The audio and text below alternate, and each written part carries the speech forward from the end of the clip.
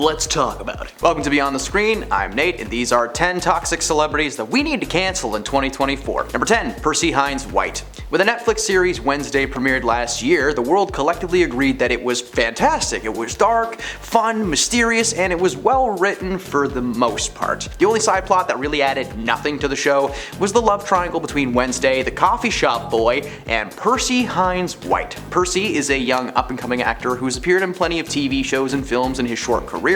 Wednesday skyrocketed him to a new level of recognition, which might be the cause of the allegations that were thrown his way earlier this year. An unnamed woman claimed that he mistreated her when they were living in Toronto. In June, he posted on his Instagram telling people that he needed to clear something up. According to Percy, he doesn't actually know who this woman is, and because of her misinformation, his family and friends were doxxed and received threats to end their lives. He continued to say that in addition to people using underage photos and examples of him acting in character to present him as hateful, he concluded his post by saying that the misinformation was distressing, as well as thanked those who supported his efforts. After the hashtag #CancelPercy gained momentum on Twitter, the accusations began to grow. So much hate just from a rumor started on Twitter when there's no legal accusations, proof of anything, it's just fans gone wild. Number 9, Kevin Hart. Kevin Hart was set to host the Oscars back in 2019, but he was fired last minute after a stand-up bit and a series of tweets had resurfaced that painted him as anti-LGBTQ+. In 2009, Kevin sent out a series of tweets that contained jokes about his feelings about his son potentially coming out in the future, making comments that he would break a dollhouse over his head if he saw him playing with it. He said some harsher stuff that I will not repeat and no one should look up because it's a little bit rough, and I can understand why a lot of people found the comments rude and damaging, because they were. At the time, the comments didn't go unnoticed, but at the time they flew under the radar in terms of media coverage. He then repeated the jokes on stage in his Seriously Funny special.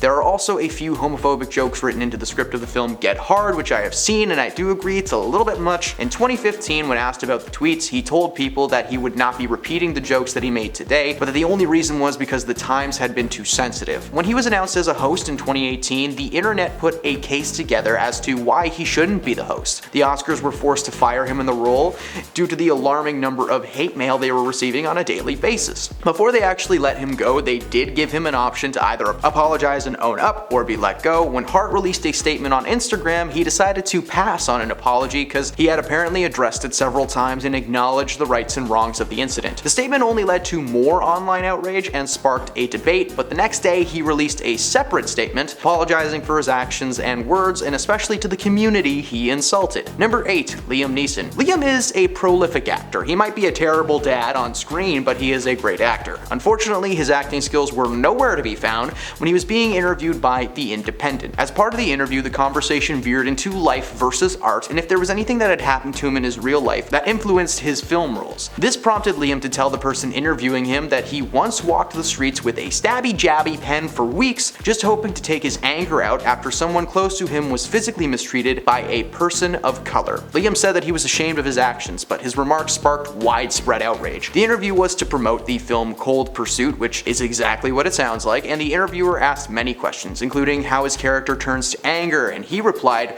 "Something primal kicks in." He then went on a tangent about what one goes through when a family member close to you is hurt and there is nothing that can be done. He told a story that I can't repeat because of the heavy subject matter, but it was so intense that journalists interviewing him told BBC News that anyone hearing the thoughts he was reporting here would be shocked and appalled in many ways. He himself has said that he's ashamed to think of the way that he used to say and do things, and he is of course shocked at how awful he became. He received a ton of backlash, but so far he hasn't been cancelled. Number 7, Casey Affleck. Casey has had an interesting career. Being the brother of Ben Affleck has had its advantages. However, he was able to build a career for himself away from his brother to the point where he now has an Oscar for Manchester by the Sea. 1 year after he got that Oscar, he gave his first candid interview about the allegations that he had mistreated two women on the set of his independent film I'm Still Here. Affleck directed and produced the mockumentary and admitted in an interview that the teleprompter glitched and now it is a blue screen. Affleck directed and produced the mockumentary and admitted in an interview that the set was unprofessional. He admitted that he was the main contributor to the situation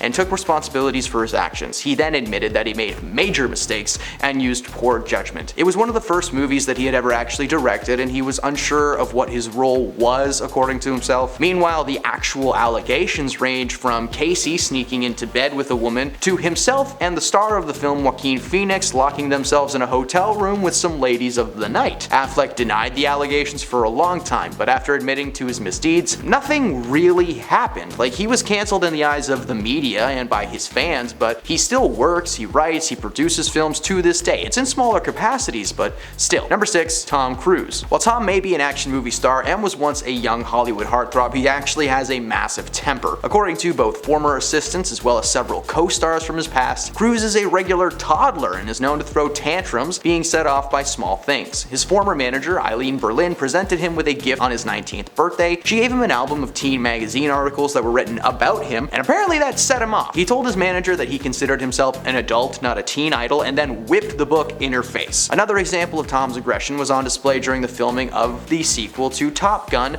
Maverick. During this time, Tom and the rest of the film crew were tasked to film on an actual aircraft carrier that was still in use by the military. One of the crew posted on Twitter calling out the audacity of Tom's behavior. He tweeted that Tom Cruise was actually on their ship, telling people not to talk or look at him. After a few choice words, the crewmate made it very clear that Tom would never be welcome aboard the vessel again. These are just two examples though. Tom has blown up on film crews several times in the past, to the point where his Mission Impossible 2 co-stars are constantly scared of him on set and what he may freak out about next. Number 5, Taylor Swift. Unpopular opinion here. Taylor's tyranny of torment must end now. Taylor Swift has made a name for herself as a person who thrives on the ending of a relationship. Since the late 2000s, Taylor has been making millions in the music industry. Her songs like Love Story and 22 are anthems to many. The catchy tunes tend to come from a place of so-called heartache, however. Taylor has thanked her exes on several occasions for inspiring the songs that made her who she is today. People like Tom Hiddleston, Harry Styles, Jake Gyllenhaal all have had a part to play in the inception of some true bops. The argument can and should be made that Taylor just needs to chill. She has made several songs that were good without the need to berate an ex, and some of those songs are pretty revealing. Imagine if after you broke up with someone, there was a song that popped up on your phone by U2 called Why They Left You. Number 4, Ariana Grande. Now, she's got one less problem without you, and honestly, we'd probably be fine with that.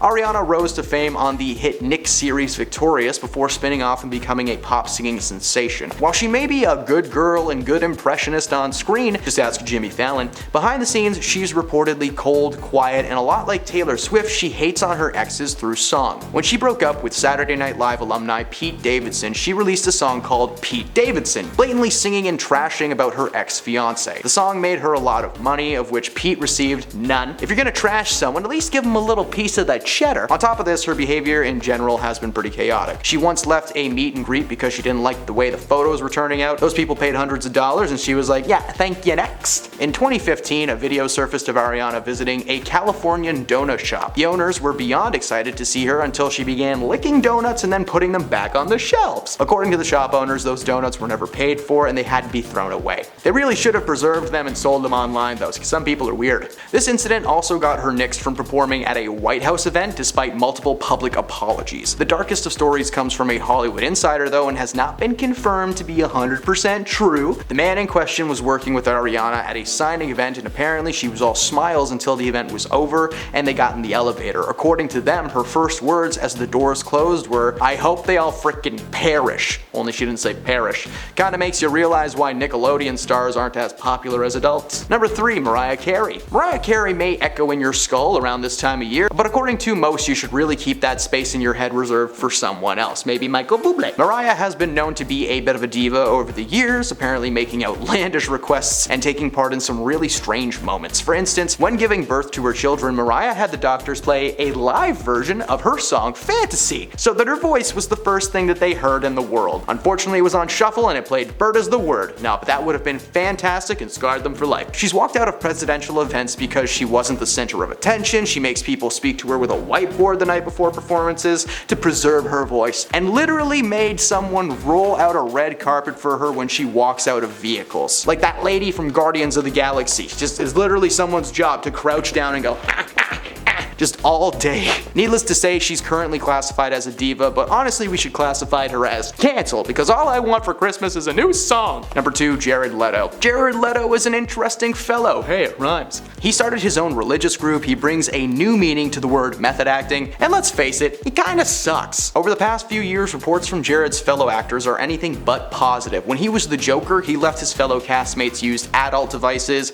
pig heads, and live snakes in their trailers as gifts. He was trying to stay method as the Joker, but anyone on the receiving end of those gifts just wish he would go away. On top of that, he's been known to stay in character, meaning that if he's playing someone who's angry or silent, that's how he's gonna be the entire time he's on set. This guy hasn't really been questioned for his actions at any point in recent history, only being called a weirdo, and then we just leave it at that. With his career still well on the rise, here's hoping Jared will eventually be called out for good and added to Hollywood's no-no list. Number 1, Morgan Freeman. Yes, the voice of God himself, Morgan Freeman, has been a soothing soul for many, many years. To this day, families can hear Morgan narrate the world around them in an immersive 360 IMAX screen at the Science Center in Toronto. He may be a comfort to some, but according to a few women, Morgan is actually their nightmare. Morgan has been accused of inappropriate behavior on multiple occasions between 1991 and 2015. According to one production assistant from the film Going in Style, which is a bank heist movie featuring himself, Michael Caine, and Alan Arkin, Freeman subjected her to unwanted touching and comments about her figure and clothing on a near daily basis. Gentlemen, lend me your ear! This move is rarely well received, get a new move. According to her, in one instance, Freeman attempted to lift her skirt and asked to see her underclothes. She was not the only one to speak out though. A senior member of the production staff on the film, Now You See Me Too, told CNN that Freeman harassed her and her female assistant on numerous occasions, making similar comments to figures in clothing. I could go on with more and more examples, but to save some time, I will boil it down for you. Morgan Freeman is a little creepy, and I'm sorry to say it, but this dude needs to retire as soon as possible.